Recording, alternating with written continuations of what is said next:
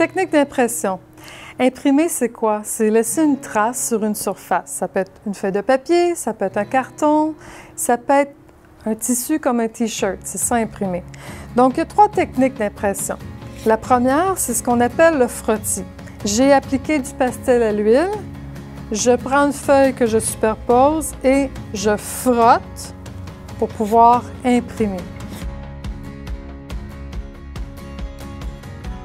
L'autre technique, c'est ce qu'on appelle le monotype. J'ai pris de la peinture, je verse des couleurs.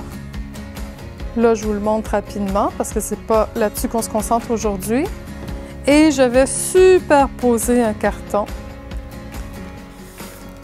que je vais imprimer, presser, pour faire ce qu'on appelle un monotype. Une prise, une fois, un monotype. Mais aujourd'hui, on va se concentrer plutôt sur imprimer avec un objet. Alors, l'objet en question, c'est un rouleau d'impression. Et puis là, il y a plusieurs étapes. Donc, j'ai mon linogravure, celui qu'on a gravé précédemment. J'ai mon encre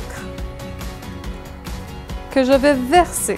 Bon, là, l'impression, il faut que tu sois le plus à l'aise possible. Moi, j'ai pris un carton que j'ai recyclé. Tu peux prendre, il faut que ce soit quelque chose d'assez épais. Puis si c'est juste une petite feuille de papier, c'est pas bon parce que ça va trop absorber ton encre. Je vais en verser. Est-ce que j'ai besoin de 3 tonnes pour pouvoir imprimer? Pas du tout. On s'entend là qu'on va fonctionner par essai-erreur. Ça se peut que tu n'aies pas réussi du premier coup.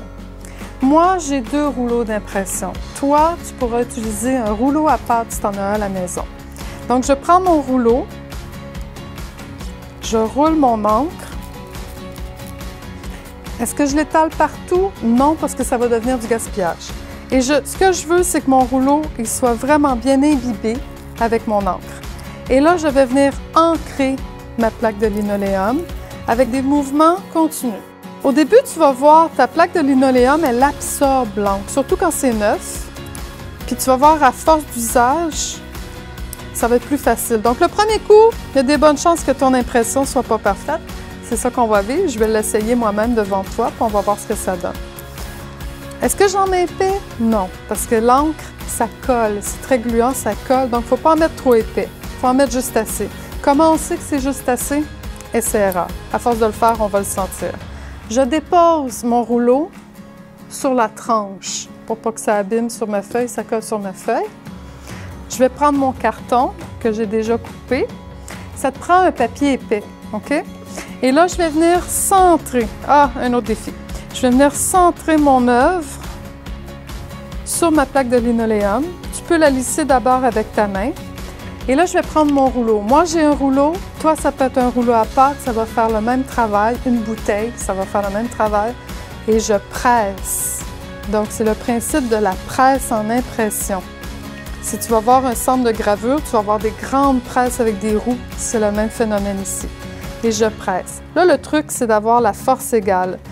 Une autre chose, souvent, je vais dire de tenir la feuille pour pas qu'elle glisse pendant que je presse, puis que ça commence à se promener, puis que ça soit plus du tout le dessin que j'avais prévu à l'origine. Donc, je suis allée dans un sens, je suis allée dans l'autre, et c'est là qu'on va se faire la surprise de comment ça va sortir. On y va par un coin, délicatement. Avec mon pouce, je tiens ma plaque de linoléum et je tourne, et voilà. Ma première impression. J'ai de la texture, j'ai des effets. Je peux dire « c'est super bon », puis je peux dire « je trouve qu'il en manque ». C'est pour ça qu'en impression, souvent, quand tu vas voir des artistes qui impriment, ça va être 1 sur 2 ou 1 sur 12, 2 sur 12. C'est qu'ils en ont fait plusieurs. C'est ce qu'on va faire. On va en faire une deuxième pour voir si on est capable d'avoir un autre effet. Alors, je reprends mon rouleau, j'étale pas mon encre partout. J'imbibe parfaitement mon rouleau. Est-ce que j'en ai partout? Ça semble être le cas. J'ancre. Là, il m'en manque. Je retourne. Comment je sais qu'il m'en manque? C'est parce que je vois du noir. Je vois le noir du fond de mon linoléum. Si ton linoléum a une autre couleur, bien, ça se peut que tu vois la couleur du fond. J'ancre. Je repasse. Est-ce que je fais 8 fois du va-et-vient dessus? Non, parce que là, tu vas enlever ton encre. C'est pas la meilleure chose à faire non plus.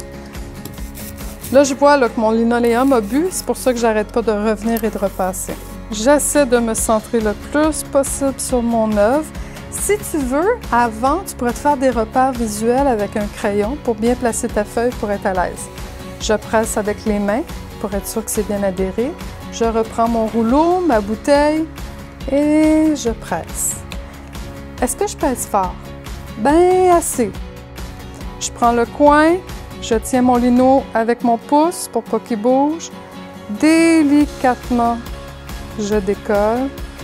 Et voilà, je suis rendue à 2 sur 2. 1 sur 2, 2 sur 2. On voit que déjà que la couleur est meilleure. Si jamais tu veux changer de couleur, tu veux, mettons, passer au rouge, il n'y a pas de problème. Tu prends ta plaque de lino, tu l'amènes à l'évier, tu la rinces comme il faut, tu prends une guenille, tu l'essuies, puis tu vas pouvoir changer de couleur sans problème.